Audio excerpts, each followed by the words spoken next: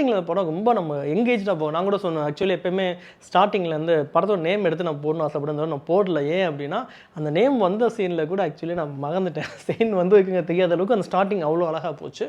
இவன் அந்த செட் பண்ண விதம் கார்த்திக் சுப்புராஜ் சூப்பராக செட் பண்ணுறாரு.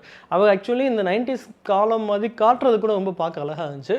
முக்கியமாக அந்த கனிமா சாங் இருக்குல்ல, அந்த சாங்கும் அங்கே நடக்கிற சீன்ஸும் அது ஒரு லென்த்தி சீன், அது ரொம்ப அழகாக பண்ணியிருந்தாங்க.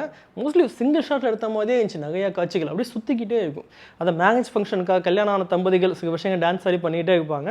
அதுக்கிடையில் அப்பா கூட மீட்டிங் பண்ணி மேலே போவாங்க, அங்கே ஒரு எமோஷனல் சீன் நடக்கும், திருப்பி கீழே வருவாங்க.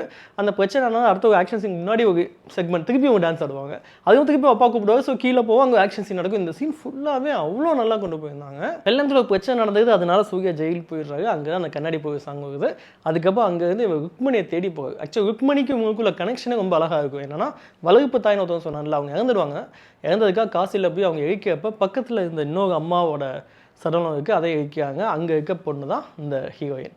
ஸோ அவங்க சின்ன வயசில் மீட் பண்ணுறாங்க. அதுக்கு 9 வருஷம் கழிச்சு திருப்பியும் பார்க்குறாங்க. ஏன்னா இவனோட உடம்புல இங்கே வந்து ஒரு வேல் மாதிரி ஒன்று வரைஞ்சிருக்கும். பட் அது வேல் இல்லை, சூழாயுதங்கிறது செகண்ட் ஹாஃப்லாம் தெரியும். ஃபுல் வீடியோ பார்க்கணும், கீழே கிழிஞ்சு கிளிக் பண்ணுங்கள்.